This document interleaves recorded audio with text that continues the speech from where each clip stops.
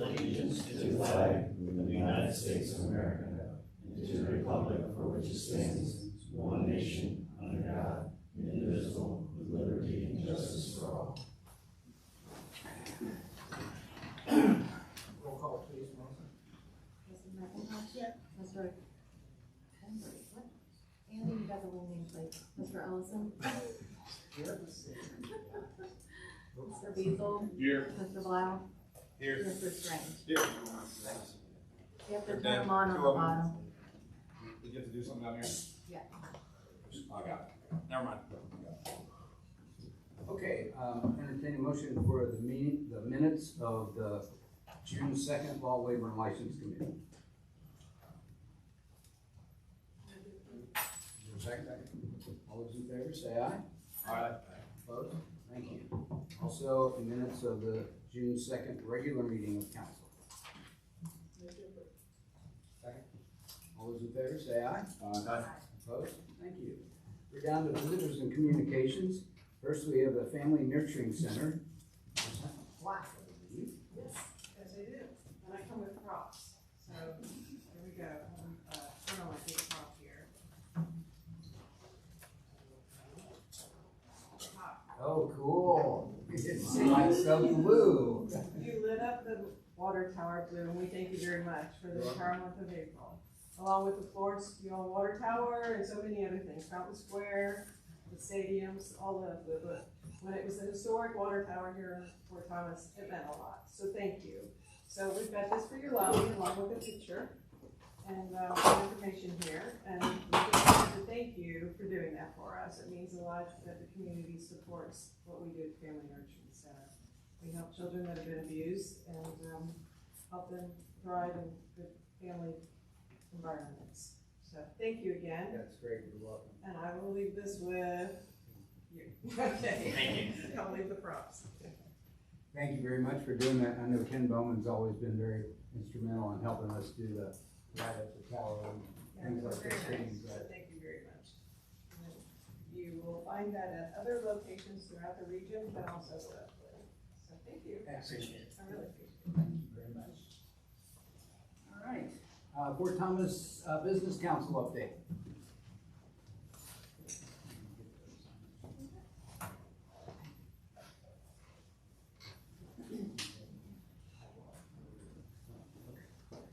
Hi.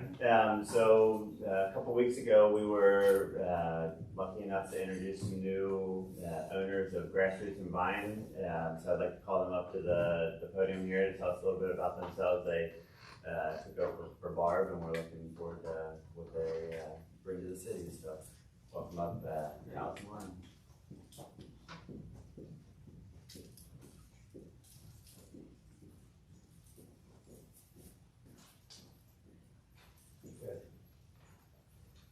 Well, thanks everyone. We appreciate the opportunity to speak for a minute before you guys. My name is Charles Hodge, and my business partner and life partner Lauren Hodge. We recently acquired Grassroots and Vine, as Nick said.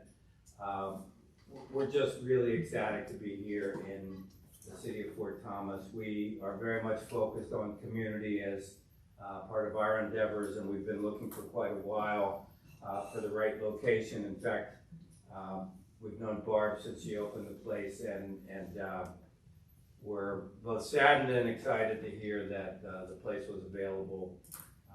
We're just really looking forward to engaging in the community, providing the things that she has provided and continuing to grow. We'd like to move a couple of our additional businesses over this way. We really would like to go all in Fort Thomas. So we appreciate the warm welcome. The community has been absolutely amazing, and it's a dream come true for us. So we look forward to serving you all. Come see us at Grassroots and Vine, and that's it.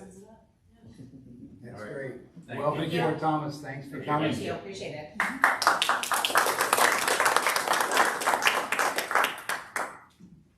Yeah, so super excited to have them here, and excited to see what else they can bring to the city.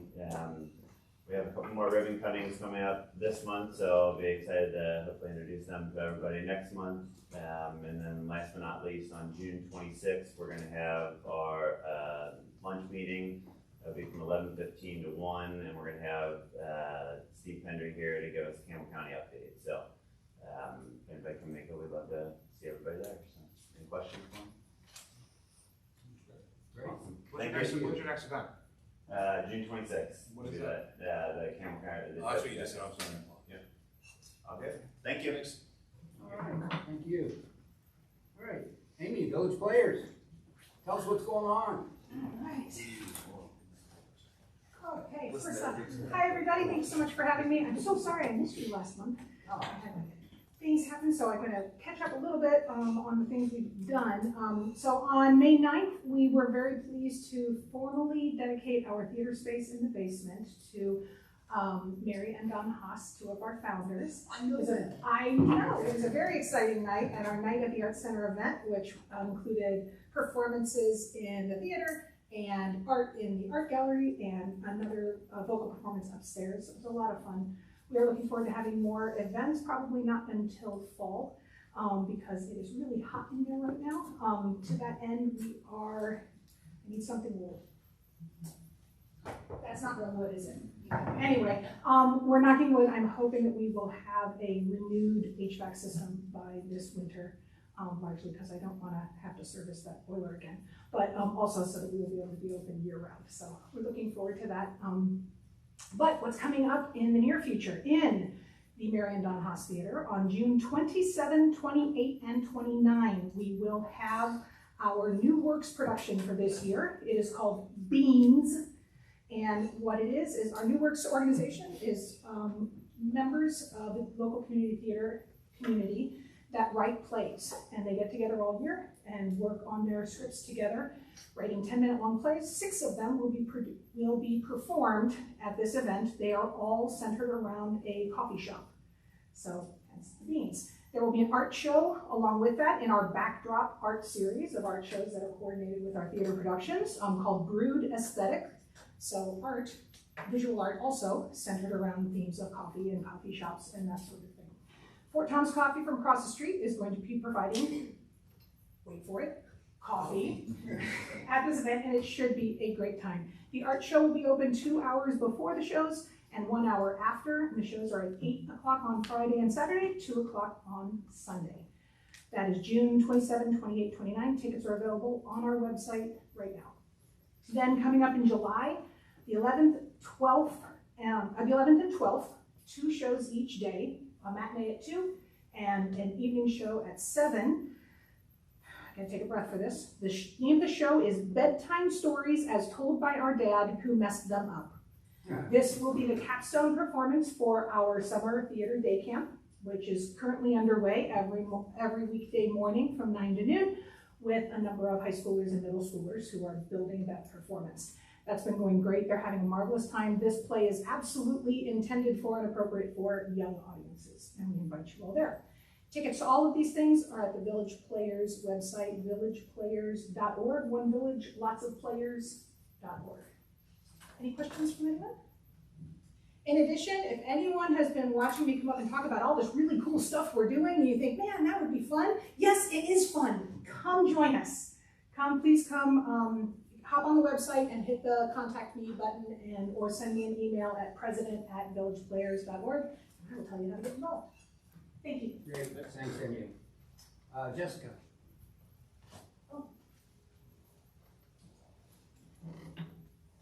Hi. I actually just have a couple of questions that I'm hoping to clarify. I think it was me. There wasn't another Jessica. It's like Jennifer. There's so many others. Oh, I'm sorry. So the public land that was considered for Publix, this has been a hot topic in the community, and there are a couple of questions that I keep coming across that I don't have answers to. Was this land a gift to the city? Yes. And were there any expectations or requests regarding use of the land when it was gifted to the city? No. It came with no strings. What does the council intend for the land, since it is not Publix at this point? The intention was to make it a park. It'll probably end up at the Recreation Committee to discuss anything more right now, the only thing in the budget is, to fix the drainage. So that'll be a discussion with council to see if they want to do anything in addition to that this year. If not, we have to fix the drainage, which is in the budget. So there are no further considerations for a business right there on Memorial Parkway? And if there were, it would come through the council and citizens would have time to comment on that? Absolutely. Okay, that's all my questions. Thank you. Paige. Oh. I just have a few questions. I'm kind of new to this. 169 Military Parkway. But that last little discussion, that raised another question that I have on top of my other questions, which is, why was the public's offer turned down? Why did you decide not to proceed with that? Was it the public reaction to it, or was it something internal that you decided that it wasn't the right thing? What were the factors that went into that decision? For us, we had brought it to the public, obviously, and by the end of the week, I had enough council members that had contacted me that there wasn't enough votes to approve it, so that's more of a. It was a vote. It would have been a vote, absolutely. Okay. Okay. Well, I listened to the last meeting on YouTube, and there were some questions that I had based on what transpired during that meeting. One was the pension spiking issue, and there was a problem that needed to be looked into, and you were going to look into it, but Adam wanted there to be a motion to look into it. My question is, what's the difference between a motion and looking into a matter? It's just more formal, the motion. Is it an investigation that everybody here is involved in? Is it independent? How does that work? So what I'm doing is I'm collecting all the data from the state, from here, and then I'll present that to council and let them know what the findings were, and then we'll move from there. Is there a time frame on that? 60 days. 60 days, okay. All right. Again, I'm new to this. I'm not an accountant, but I think some of the fundamentals are pretty easy to kind of grasp. And what I gathered from the last meeting was that there was a budget deficit for the most recent fiscal year, and there's projected to be another fiscal deficit for the upcoming year. Did I hear that correctly during that meeting? It's not a deficit. It's just that we have, the council has approved projects that are coming out of our reserve. Well, So it's a fully funded budget. well, okay, so, well, that was actually the real crux of my question. What is the reserve? As it sits right now, Well, what's the history on it? What's it funded with? What's it worth? So How's it being invested? the reserve is just any money left over that the city has. And then from that, council can determine kind of, they can give guidance to the mayor, or we just have a, city unofficial policy. But generally what that is that money that is in reserve, you keep a certain amount, usually 3 to 6 months of operating expenses always there. Mm-hmm. And then the rest of it is considered, it's used for, like when we're buying our ladder truck, right? Because you can't fit $1.2 million out of an operating budget. So you have to have a savings, which is the reserve, to pay for larger items throughout the years. Well, there was a shortfall last year. There was not a shortfall. Well, I don't It know. was- See, I'm not an accountant. But anyway, expenses exceeded revenues. Correct. So that shortage was funded by the reserve. Correct. But that shortage, for lack of a better term, was how much? 7 million? For last year, Yeah. this year it's a little over 8 million with projects that are coming out of reserve. Last year,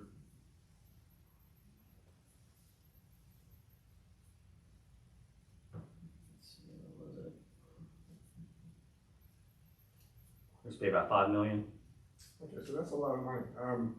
So the reserve is, how much is in the reserve? I'm sorry? How much is in the reserve?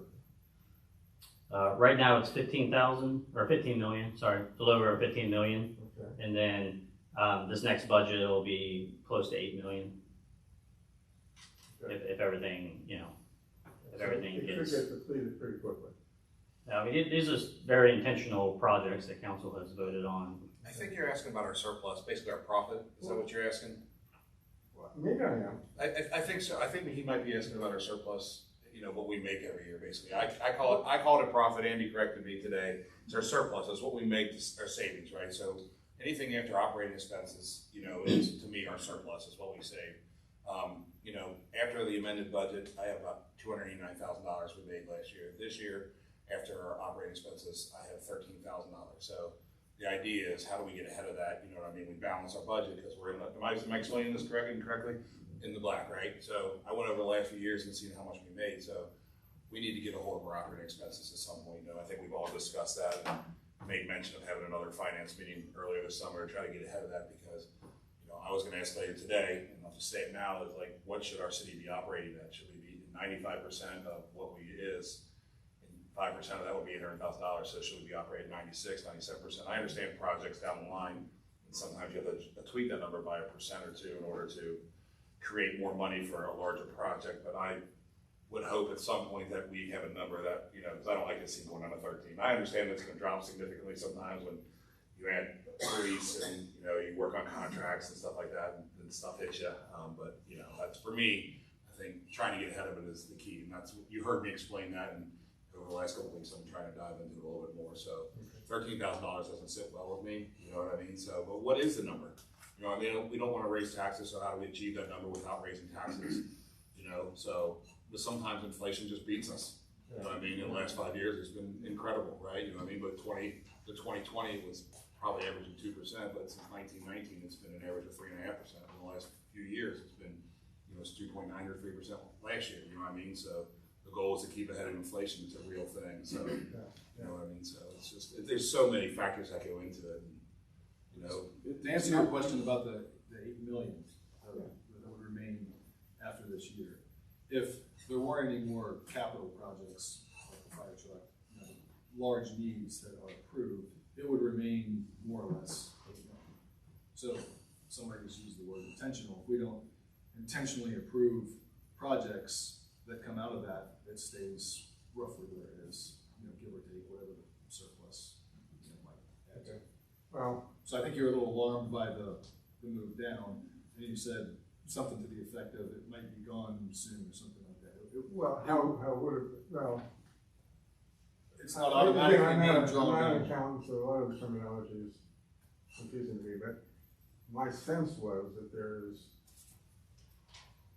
more expenditures than there's revenue, and the difference between those two is being paid for out of the reserve fund.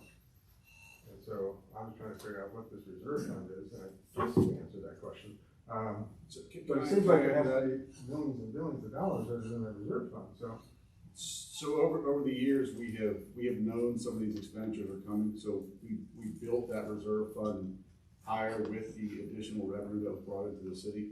So they are big numbers that we're dealing with, but we've known that these expenses have been coming out for years. And so we've built that reserve up to the $15 million, which is a very high number of what we're usually running at, but we knew that $15 million, we were gonna take chunks out of that to pay for some of these capital expenditures, like the ladder truck. How does the reserve fund get funded? If you From build it up, how do you additional revenues from Just surplus, yeah. anything that we get revenue over expenses. So every year, we have our expenses, but generally we come under of operating expenses. So anything that's left over is what goes into the reserve.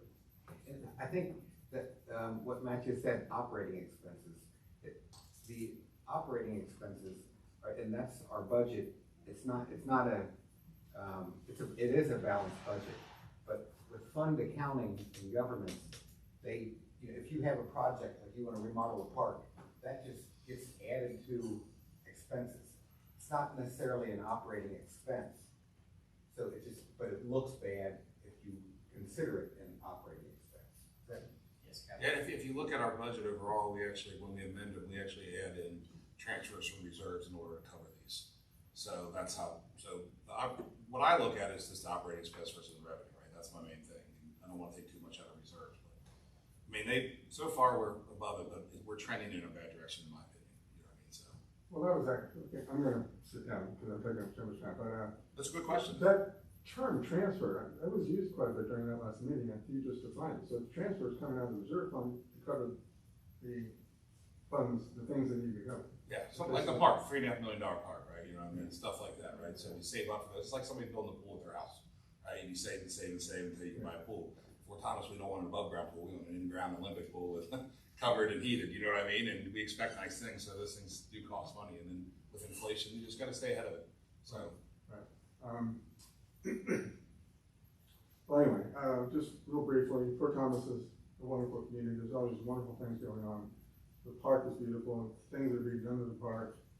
I'm a tennis player, so apparently there's gonna be some work done on I think significant work done on the tennis courts, and the trails, and the track complex seems very, very, so those are very, very expensive things. And I'm just hoping that the city can afford it, number one, and I hope our property taxes don't go up as a result. Do you know one of the greatest things about those improvements up there is the amount of people they draw in for our business district in the Midway? So those type of improvements aren't just as much for us as they are for the businesses in town, right? So you try to choose a path of least amount of impact and most return for our city, right? And improving that really improves that area, people around the housing and the businesses. So those are all factors that we try to look into at least. So. Thank you. Thank you. Michelle?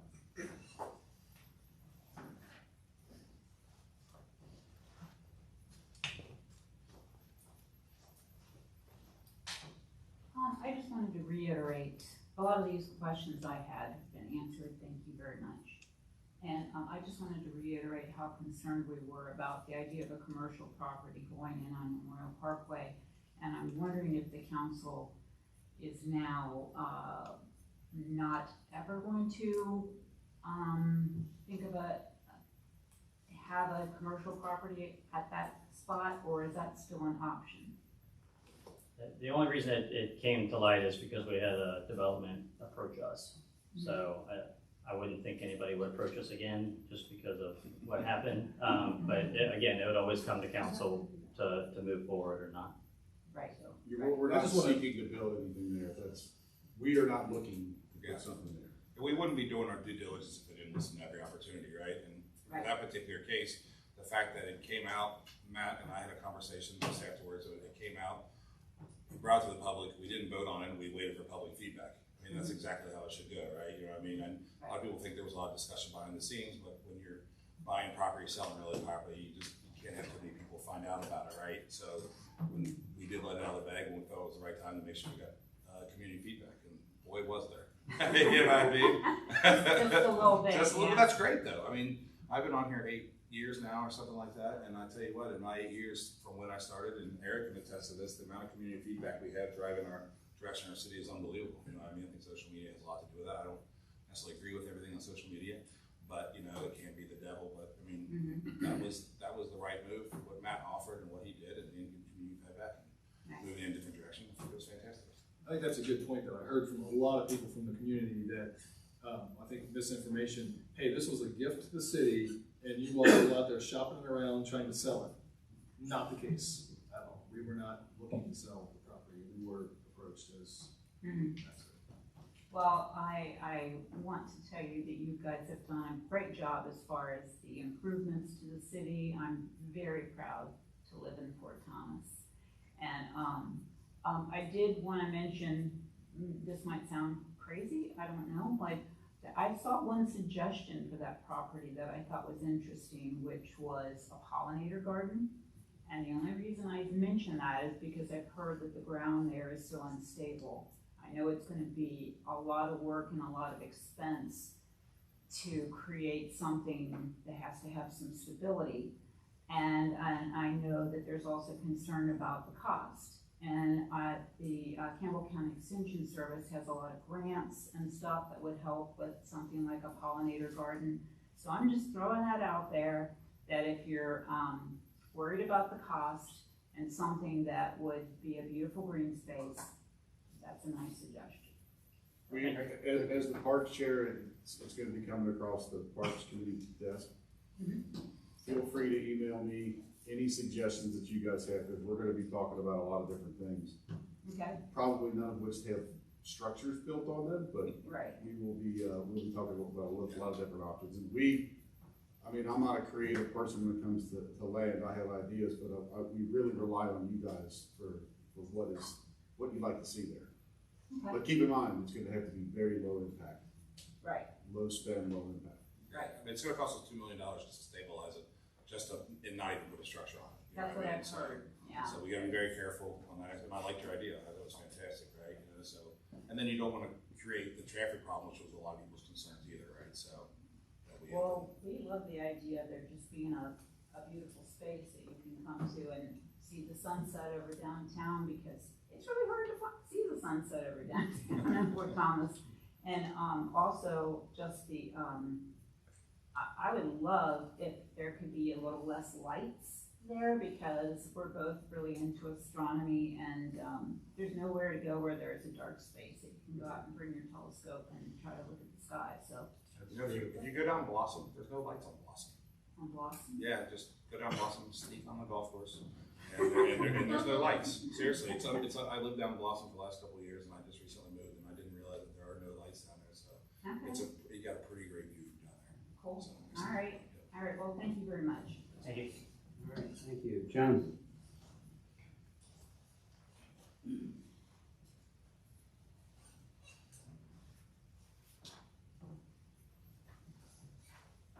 Joan Ferris, 66 Bernie Lane. I do want to make a mention, because you're watching the video was inspiring to me. I'm glad you did. One of the things I noticed in the general budget, city budget message, it did say revenues next year, and said the amount would be 3.2% increase. It said the expenditures are projected to be a 12% increase. And it said mainly it's wage increases, health insurance increases, and the addition of 3 new full-time positions. That is how it was spelled out in the meeting, in the city budget message. On to what I actually had prepared. Just a couple of quick quotes from the city budget message dated May 16th of 2025, signed by Mayor Haas and Matt Kramer, the city administrator. Under the section of general fund, I quote, "The FY 25-26 general fund expenses are projected to exceed revenues after transfers by $7,539,751, end quote. Yes, that is a direct quote. Expenses are projected to exceed income by more than $7.5 million. Later, still under this section of general fund, another quote is, "The mayor and staff will present information to support a discussion about whether to consider a tax increase this year and in the future years," end quote. So there you have it. Expenses exceed income. When faced with that scenario in our personal life, the logical approach would be to reduce our expenses. Tonight, again, I ask council to be logical. We can't continue on this path. It's time to reduce expenses. I've heard that the budget for the merchants and music is $165,000. Most people with whom I've talked were astounded when they heard that number. Seems high to me as well. Done with the budget. On a totally different subject, at last month's meeting, I thought it was city council, it might have been law, labor, and license. There was a free-for-all discussion of what should be in an ordinance regarding electric scooters and e-bikes. If memory serves me, there was no agreement on what should or shouldn't be in the ordinance, and the city manager was going to reword it, do a new write-up. I hope I'm correct on that. Since I don't see an ordinance related to scooters on tonight's agenda, I assume it's still being worked out. I hope I'm correct. I'm very supportive of trying to rein in some of the dangerous driving of these vehicles. However, I have gut-wrenching concerns about some of the suggestions for enforcing mandates that might find their way into this ordinance. My main concern is that it sounded as if everyone, regardless of age, will be disciplined in the same way. A 10 or 12-year-old preteen is different than a 15 or 16 or 17-year-old. There was discussion that if a child is found to have disobeyed the ordinance, and those rules are not firm yet, the result would be to take the child into the police car to the police station. From there, the parents will be called to pick up the child and will sign a paper agreeing that the child will appear in Campbell County Juvenile Court in Newport to pay a fine. Here's where I begin to cringe. Having a 10 or 11-year-old put in a police car and eventually in Campbell County Juvenile Court could traumatize a child far beyond the severity of that infraction. Juvenile court, will this child now have a juvenile record until he turns 18? What has to be done to guarantee his record is sealed and hopefully, eventually, the offense expunged? Would he be sitting in court waiting for his hearing next to a 17-year-old who knifed a classmate on the playground, robbed a convenience store, or just waiting to be bound over to a dog court for a capital offense? You're talking a 10-year-old here, 11-year-old. Unless things have changed, a driver who runs a stop sign or doesn't stop before turning right on red receives a ticket. He is not put in a police car and taken to the station. Or is he? I don't think he is. Last I heard he wasn't. I do believe there need to be rules for scooters and such. I just think the punishment needs to fit the crime, and there must be some leeway for a law officer to use some judgment. And that was very much, they didn't want them to use judgment when they see an infraction, especially if it's committed by a preteen or even an early teenager. If a kid who's 14 gets a new scooter and his younger brother who's 11 has his friends there, it's like, just try it for just a second. If he gets nailed, he's got a juvenile record. I mean, that just chills me. And on a lighter note, and I'll end on this lighter note, I know Fort Thomas will never return to the way it was when I was growing up. This will be shocking to many of you. At 15, before we drove, my friends and I would walk to the police station after school on Fridays to see if one particular policeman was working that night. If he was, we'd ask him to drive us out to Frisch's that night. I remember talking in the car on the way there, and it happened often. He'd ask, what time do you need to be home?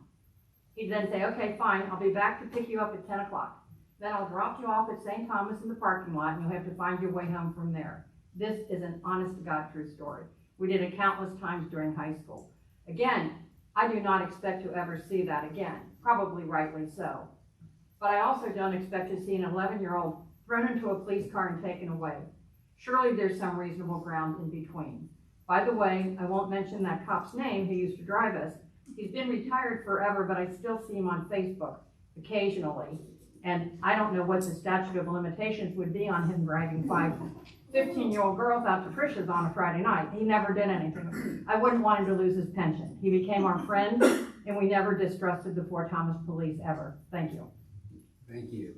Yeah, I would like to follow that up real quick. No, I'm not going to tell you who he was. I'm not going to answer that question. I'm not going to answer that question. I don't think, there was a lot of talk about discretion with that, and we talked about just talking to and warning the kids, and then if there was a multiple issue that they would use discretion to do it. We never talked about sending them to juvenile or getting arrested. We said at some point if they continue to break it, let's but to arrest be them. Put in the police car and taken to the station. And then go to juvenile court and he's arrested. Maybe you did. Well, no, trust me, our police officers have unbelievable discretion, especially with the youth in the area. If they didn't have discretion, we need 10 more officers on a night to run all these teenagers to Well, jail. I will say this, Adam, in true honesty, I couldn't bear to listen to it again. I'm going on my memory, and that part was so painful to think of these little kids being traumatized that I couldn't listen to it again. I will go and force myself to listen to it. I know I not only was here, present, I also transcribed it, and I can't read it. I'll either read it or I'll listen to it. It was, I promise you, we talked about discretion. Jen, that would be you're right, it could happen, but that would be an extreme case. I mean, if they would get charged with that. We did talk about doing a city fine as opposed to a state citation.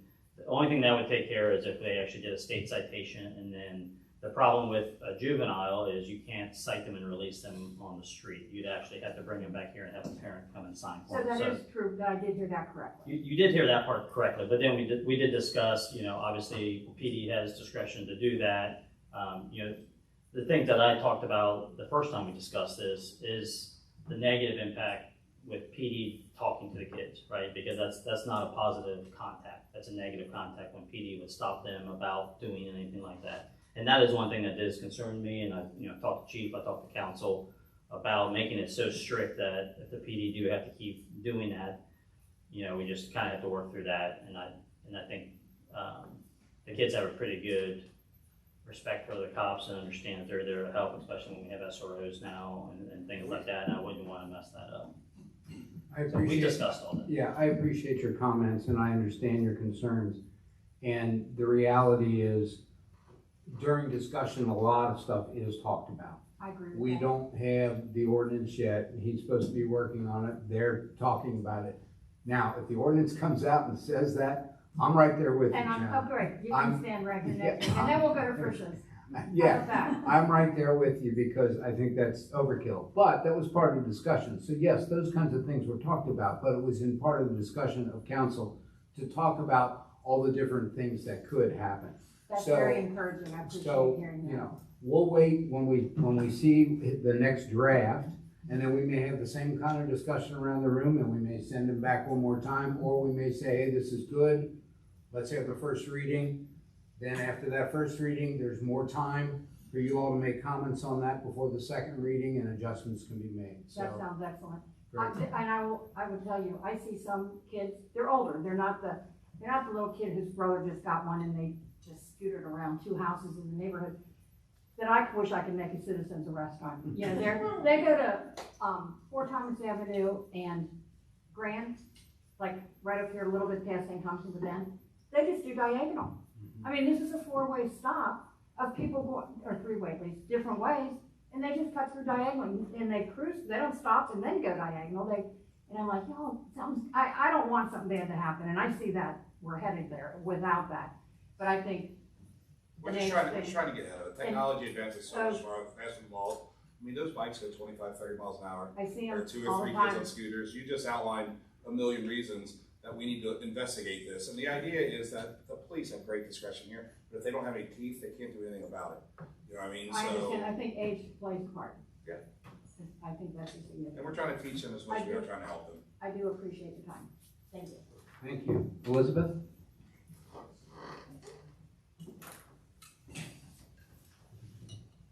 Elizabeth Allegrini, 45 Lockwood Place. Just 2 quick questions. I think was a lot of discussion going on regarding this Publix and exactly how. So you had a developer call you, Eric, or you, Matt? I actually had a meeting with a previous developer probably 2 years ago. So the process is, the developer comes to the city and says, we're interested in having a business here or building a building or whatever. And if it's a private developer, they're all on their own. They may come to us and ask us about zoning or what restrictions there are and that kind of thing. But when they come to property that's owned by the city, that's where his job was to gather the information, and we go into executive session and he discusses and gives us information. And we went into probably 3 different executive sessions because each time we had more questions and said, what's this, ask more information. He goes and gets it from the developer, comes back. All that is the proper way to do it. And then once we got all the information that we felt we could receive and could make decisions on, that's when we brought it back to the meeting. So that's why it was brought out in discussion, and we purposely didn't vote on it that night because we expected that there would be a lot of people that had opinions about this. So the same thing would happen again, and then that's only because that the city owns the property. Right. So if you got a call tomorrow saying that we want to build, we'd like to buy that property and we'd like to build condos. If you, one of you, both of you decide that you don't even think it's something you want to consider, do you have an obligation to still bring that to council? Or can you, either one of you or both of you get together and say, you know what, we don't want that? Or do you legally, or do you have to bring it? We don't have to bring it. Okay. No, we don't have to bring it. I mean, because since I've been here, we've had lots of developers come and say, we want to do this, and when we know it's not good for the city, we're not going to entertain it. And the very first offer, I've been dealing with them a year and a half or so. In the beginning, in multiple sites, they had looked at different sites, and even the very first time that they talked about Carlisle, I'm like, no, that's not gonna work. Well, that's when they started, talking and asking what the issues, and I explained what the issues, and then that's when once it got to a, hey, this could be good for the city, that's when I brought it to council, and they had more questions. So once it came to a what we considered a good, project, if we would approve it, that's when we would bring it to the public and give them opportunity to get their feedback. Because that was something that council has brought up probably every meeting, that we really like to have feedback. And a lot of businesses don't want to make anything public, so it depends on which businesses, but most businesses really want to keep everything quiet until the deal is done. So that's how it worked out, and I think it worked out well. I mean, I think that we did it the right way. I know people on Facebook that said we didn't, but. That answers a lot of questions that I think are out there. Now, my second question is on the same topic. Jeff, I believe you mentioned that it was gonna go to recreation committee. I know we have $300K that's gonna be budgeted for sanitation this year. For drainage. For drainage. Is there any intent to actually spend the money, which, you hear estimates of, 2 to 5 million, whatever, I don't know what they are specifically. Is there any intent by council that they want to put that type of money into that property?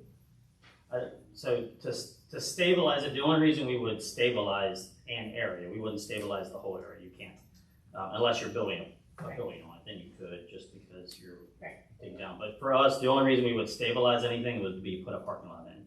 So with our geotech that we did on it, it showed us if we were gonna put a parking lot, this is what you need to do in order for there not to be sinking, for it not to settle.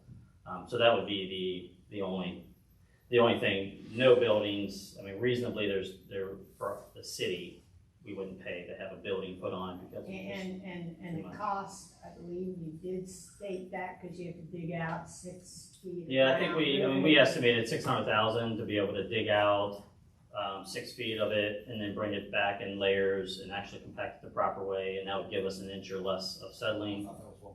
I thought that was 600.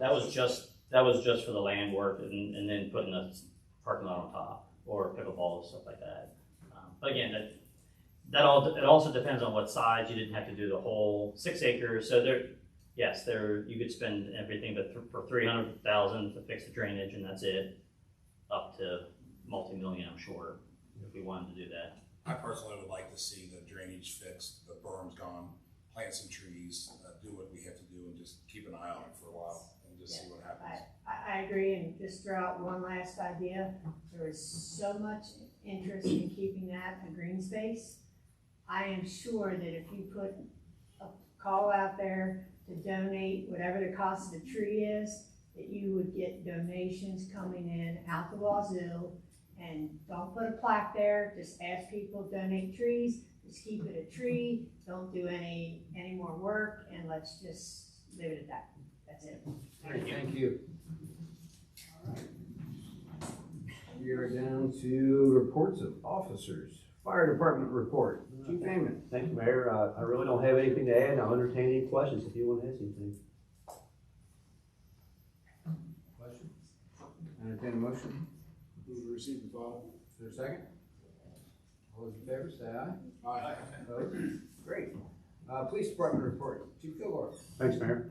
I just want to briefly talk about one thing we put in the monthly. In May, we were called from a neighboring agency to come down and use our canine to look for a loaded gun that was discarded after a person had pointed it at people and ran from the police. And Officer French and Canine Bullet found the gun almost immediately.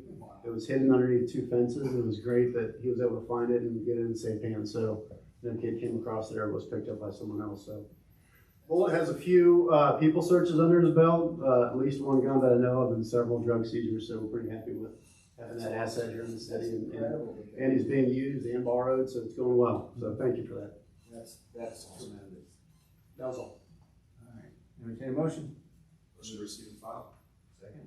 Second. All those in favor, say aye. Aye. Opposed? Thank you. All right. City Administrator's report. Mr. Garrett. Thank you, Mayor. Got a few projects to cover. We discussed last month that River Road entrance to Tower Park will be starting July 7th, that's a 3-week project that's still on track here by the time of the next council meeting. Same thing for the tennis courts, they should be starting on or about July 7th or later, and that'll be a complete redo of the tennis courts and paving a trail around the tennis courts in the woods. Midway has already started with utility work, if you've seen the spray paint out there.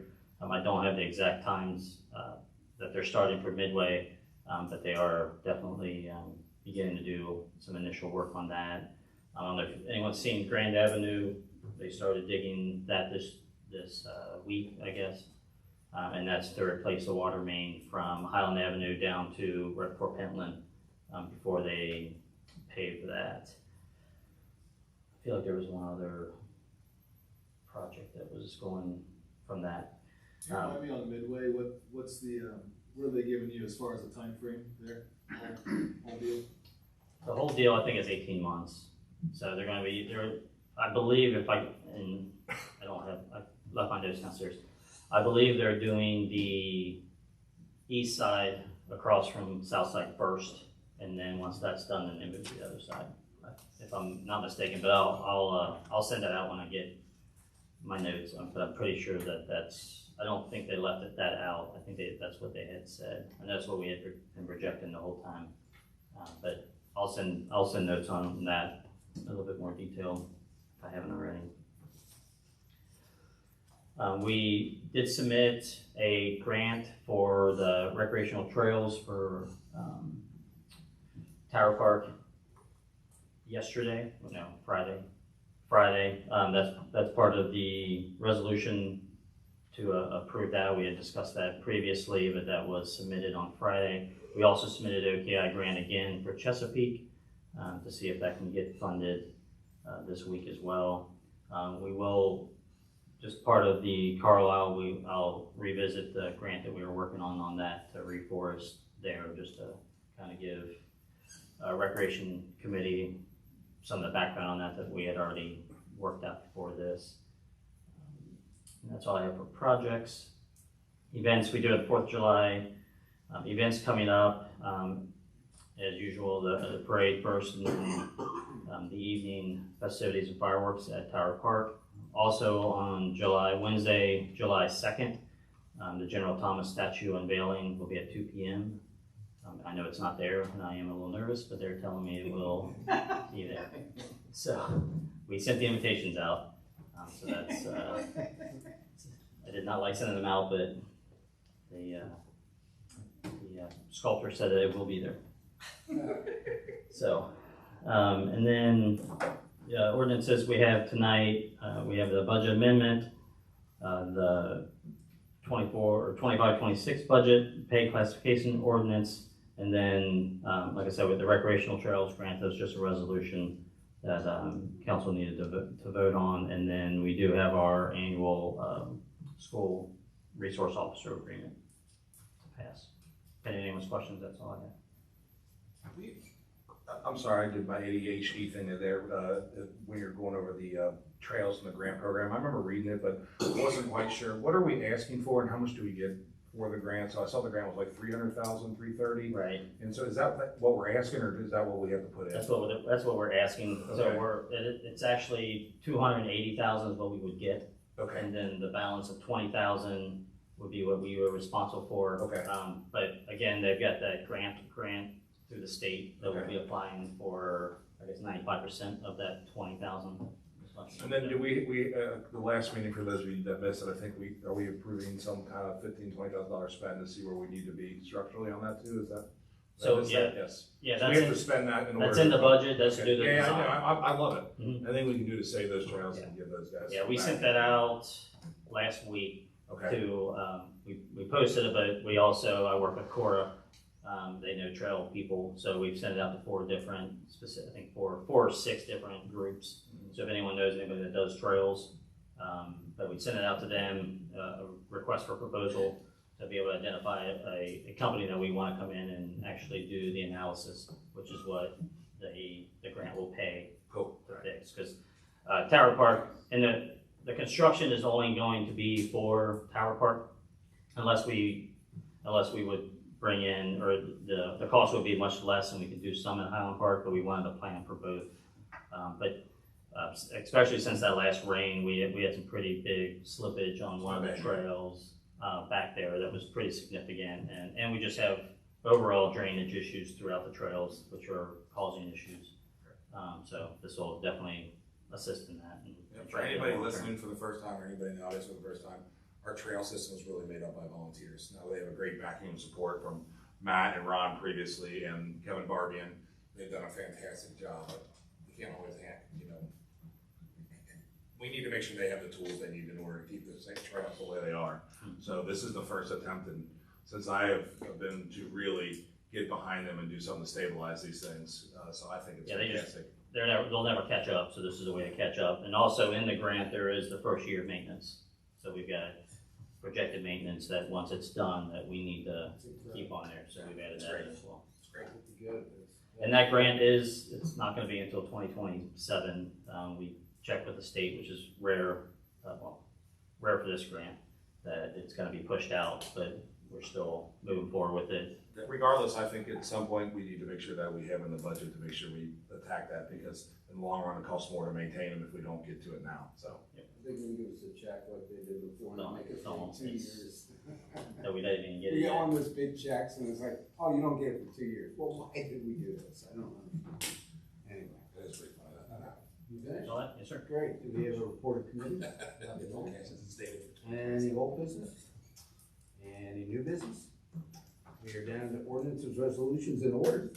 Get to go. But 1 second here, I did, I was joking here with Eric before, I like old business and new business, and, I've been talking to Eric and Andy quite a bit about the budget lately, and trying to get online, and I think you guys heard me mention earlier of where, I don't know where we're supposed to be. I've been doing this for a long time, and, when I look back at, and this is from the audited budgets, from operating revenues, for operating expenses, in 2022, 23, we were 2.8 million in the black, and then 23, 24, we were 1.1 million, and then the new amendment for 24, 25 is 300,000. Now we're at 13. And I don't mind, it going down, and us adding personnel and working with the police to do that stuff, but I really just, for me to feel comfortable with this, I'd like to know a number. Should we be operating at 95% of our revenue, or 96, and does that number fluctuate? And what should we be saving in our reserves? So I wanted to discuss with everybody here what they felt like they wanted to do about, what you guys would like to see, and if we would, a percentage or number. Eric, I know I've talked to you, and you understand this more than I do, you know what I mean? So I can really dive it in. What's your opinion on how should proceed this going forward? Because we might have to tighten things up and get rid of things and get rid of people. I don't know what it is. I don't know what the answer is. Well, I think we all need to have a discussion about it, in terms of what those numbers are. I think that's what the finance committee, and the important part of having some facts to have this discussion, because to be able to put out those 20, 30 years of expenses, like talking to Andy. So I think that's the way to think about it. I think saying 95% of revenues for operating, I think that, whatever number that is, I think it's 5% is like 800,000. I think it's good to establish that, yes. But what we need to do is see what that'll give us over time, and is that gonna Well, then you can reduce it 97 to 93 if we have some major project, right? And I get people talking about projects, they seem to be thrown in our lap. It doesn't seem like these things are as down the road as we would like. So, I've been really hesitant on even voting for this because of that $13,000 number. I just want to make sure that by the end of the summer, I think we should have another finance meeting to see where we are, because I know that you're going to be digging into this last one with the amended budget, and seeing where we are. But I think would everybody like to have another finance meeting before the end of the summer to try to take steps to get ahead of this? Because I don't want to raise taxes. That's the last thing I want to do. So what I want to do is make sure that we have enough operating to balance it out next year. Now, I know sometimes we're going to have to raise taxes. Inflation is real, you know what I mean? But I'd like to do my best not to. Yeah, I'd like to have one at least by the beginning to middle of August, if not at the end of July. So that's what I'm targeting. End of July is a little fast with 4th of July. And right. I would prefer the second week of August. I think that would be a good time to be able to, for me to be able to provide council an outlook ahead of time, and that way people can take a look at it before we have that finance committee meeting. They can put some feedback, see if we missed something, if we should put something into something else that we're not projecting into it, So I think within, by the end of July, I should be able to give council a packet of saying, this is what I'm looking at for our projections, and to see if I'm missing anything, if there's anything else we want to talk about. And then at that point, we can kind of adjust. And it doesn't have to be a set every year. We can adjust that, you know, the next year, we can even lower it, or next year we height, so. And I know it'll be flexible, but it's good to have a long-term projection on it. And I read today in the link that we're losing Sam Shelton, you know what I mean, he's going over to Bellevue. It's your neck of the woods to help you guys out. I mean, is that a position we really need? You know what I mean? Can we offset those costs into other avenues? You know what I mean? Instead of trying to find somebody, do we just thin a little bit out? In light of transparency that everybody wants, you know, as I'm reviewing all this stuff and looking stuff up, I noticed that there was an ordinance in 2021 in July, it looks like, where it established the compensation of the employees of the city of Fort Thomas, Campbell County, Kentucky, for the 21-22 years. So this lists what everybody makes, their positions, their salaries, their hourlies, you know, from city administrator down to the fire chief and police chief, you know, and I've noticed a trend that I'm not very comfortable with, but you know, I still have to leave some stuff in your hands. And when I look at the pay classification ordinance, you know, I see in 22, 23, 2.5%, 23, 24, 8% overall, 24, 25, 6%, and then this year he asked for 4%. I mean, that's not trending in the right way, you know what I mean? So, and I can't begin to decide whether or not these people, you're just bringing them up to what the average salary is. Or we discussed those, that was part of the union contract that we discussed, so council approved all of that. Well, 23, 24 was not, right? Was it 8%? It's always been on these union contracts, so. Okay. So, union contract is for police and fire, this is overall, I thought. Mm-hmm. So, in light of that, I just want to get a better handle on it, and I think that since we are a public agency, we're not publicly traded, but they do pay for us. I think that I would love the transparency, and I would like to create an ordinance. So I'm going to read this out loud so I get it right, and I want everybody to. So I said, in the interest of government transparency, I propose to either amend ordinance number 0-07-21 or create a new ordinance to require the city to publish online and make available for copy all employees and non-elected city officers' salary, hourly wages, including overtime and other pay compensation since the inception of the personal employee classification plan adopted by O2181. Each year, the city will publish its current fiscal year numbers for said pay. So I think that we were doing this, and we seem to have stopped. And I would like to create an ordinance that specifically says that we have to publish what everybody makes, because I think it's only fair that everybody knows, because I don't even know. What does everybody think about that? So are you saying that you want an ordinance that just says that we need to post it online? Yes, post it online. I mean, you didn't even give it. I didn't even see it in our budget here. I just saw an overall number for every department. So this was posted in 2021 online on our website, so they can. Well, that was an ordinance, so that ordinance violates KRS 83A, which is why we stopped it. The council sets a pay range, and the executive branch sets the. So we're not allowed to legally post it, so we kept it up there. We can post it, you can't make it an ordinance. Okay. But yeah, we can post it. Yeah, so what you can absolutely post the numbers up there, but Matt's right, it's a violation of KRS Chapter 83, and there's an OAG opinion just on, we just dealt with this in Bellevue. Okay. You all decide the ranges, and then the executive branch decides the exact. Yeah, I like that. I think that's how it should be, because you guys should be handling all that stuff. But as far as posting it, you can certainly post it on the website. So how can we make sure that happens every year? I'd like that. Without making it an If ordinance. council wants us to do it, then I'll do it. Okay, that's simple. How's everybody feel about that? It's public information anyway? Yes. Yes. It doesn't have to be an ordinance, it's just a request. I didn't know it couldn't be an ordinance because we have one, so I just assumed so. Yeah, and just to be clear, you weren't wrong. There can be something that says, we'll post it on our website, it just can't be an ordinance saying, you all get to decide what the pay would pay. No, I want an ordinance that says that we have to post it. I don't want an ordinance that says we have to decide what they make. I understand. So what are you saying? I'm saying, if you ask these folks to do it and they do it, you're fine. At the very least, because it changes every year, the most you would probably want is an order. So we can create an order? Probably could, but you have to do it every year. I mean, I don't know how you all work that, but we typically just have, somebody, you all tell, the administration that's what you want to do, and then they do it. Okay, I think that should be just part of our financial discussion when we have the budget. I think that would be nice. I want to have everybody agree on this, so. I agree with you. It's already public knowledge. Anyway. Why don't we just ask Matt and staff to post it and not have to worry about an ordinance. Yeah, we can't do it anyway, so. Lauren? I mean, I would like to know what people's raises and what they're getting. You know, I mean, we do, even though we do a classification, I don't want to see someone jump too much. You know, I would have questions myself. 'Cause we're not seeing it ourselves. I thought you could do the state, so I think you can for certain jobs. I think it's just a classification. Where do you go to get that information now? There's tons of, I mean, there's open records for it every year for every Yeah, city. open records. They put it out every year. I mean, plenty of, public companies have tried this in Silicon Valley and it didn't go over so well. Right. That's my concern. I'd probably be against it. But maybe we discuss it further in the next meeting then, in the financial. I think that's great. I'd like to have a further discussion on it and understand why. That's your world, so I'll lean on you, but people can still get it if they want to do a request. Right. Yeah, I'll add that to the. Okay. We're down to ordinances resolution. Alrighty. Ordinance number 007-2025, an ordinance amending a general fund budget for the city of Fort Thomas, Campbell County, Kentucky for the fiscal year July 1st, 2024 through June 30th, 2025, by estimating revenues and resources and appropriating funds for the operation of city government. I believe that's the second reading, so it requires a motion to approve and a roll call vote.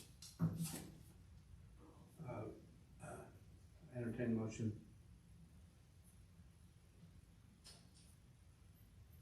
Motion to approve? Anybody? Move to approve. We're talking, sorry, I was still thinking about the last. The amendment ordinance. Yeah. The amendment Yeah, ordinance. so that's what happens to me all the time. I'll move to approve. I'm just glad I'm not killing it. Okay, is there a second? Second. Roll call vote, please. Mr. Beazle? Aye. Mr. Ellison? Aye. Mr. Blau? Aye. Mr. Strange? Aye. Mrs. McIntosh? You know, real quick though, Matt, would you explain about the, what happened so far in your research on the pension spiking? Because I think it's significant. Yeah, we lowered that, after we discussed that. I actually found that the budget had, the pension spiking, the total was, $277,000 is what we paid. But that was doubled in our system because we had two finance clerks that actually entered that in to, the journal entry, which is why when we pulled that, it looked like it was more. But once I pulled the information out, it was only 277. It wasn't 277 times 2. So that was reduced in the amended budget down because of that. So that was a good catch. I appreciate the help on that. Great, all right, ordinance 08. Ordinance number 008-2025, an ordinance adopting a general fund budget, municipal road aid fund budget, debt service fund budget, capital projects CBD fund, health insurance fund, and waste disposal fund budget for the city of Fort Thomas, Campbell County, Kentucky for the fiscal year July 1st, 2025 through June 30th, 2026 by estimating revenues and resources and appropriating funds for the operation of city government. Again, motion to approve and a roll call vote is necessary. Okay, motion. Move to approve. Is there a second? Roll call vote, please. Mr. Beazle? Aye. Mr. Strange? Aye. Mr. Ellison? Aye. Mrs. McIntosh? Aye. Mr. Blau? So I've been contemplating this for a long time, and I talked to Eric and Andy about this a lot. I'll explain my vote. It's a no vote, and I would have voted no in the beginning, just so people know I know it passed. I just don't think we should be voting for something and then working to get ahead of it later. You know, I think that's a mistake. I think we should be attacking the issues now. If we voted no, it still wouldn't affect our overall budget. We just go to last year's operating budget. So I didn't explain that earlier because I figured it would go through, and I didn't want to, sit up here and waste anybody's time. But I did meet with Pat earlier, and I'm trying to be as honest and open as possible. You know what I mean? I tried to meet him beforehand, but I just wanted to explain that. I just don't think we should be tackling things like that. So I'm enough. All right, ordinance 09. Ordinance 009-2025, an ordinance amending the personnel and pay classification plan by unilaterally increasing the official pay table by 4% effective on July 1, 2025, and amending the compensation ranges for various positions. Again, motion to approve and roll call vote. Entertain a motion. Move to approve. Is there a second? I'll second. Roll call vote, please. Mr. Strange? Aye. Mrs. McIntosh? Aye. Mr. Beazle? Aye. Mr. Blau? Aye. Mr. Ellison? question on these ordinances. So the 08 and 09 that you read, you said 25, but they're listed as 24 on our agenda. The 24 is the amended budget from last year. The 25 is the existing budget for this coming year. 08, 2024. Okay, that's what I thought, okay. Oh, It happens quite a bit, actually. Oh, it does, yeah, sorry about that. No, The ordinance is correct, the agenda had a mistake. Agenda. Mine doesn't. I hear it quite a bit from here, I just don't say it. 'Cause We'll make sure it's right. I'm all over. Yeah. Same, I got the same print as on mine. Is that the same as this? You have writing on yours. Oh, that type of, okay, gotcha, yes.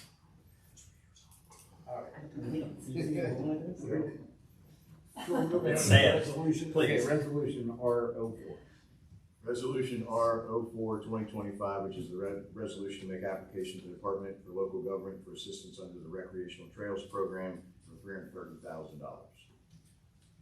Entertain a motion. Is there a second? Second. All those in favor say aye. Aye. Opposed? Thank you. Now municipal order. Municipal Order MO 09/2025, municipal order authorizing the mayor to execute a school resource officer agreement with the Board of Education of Fort Thomas Independent School District. Entertain a motion. Move to approve. Second. All those in favor say aye. Aye. Opposed? Great, thank you. Entertain a motion for adjournment. Adjourn. Second. All those in favor say aye. Aye.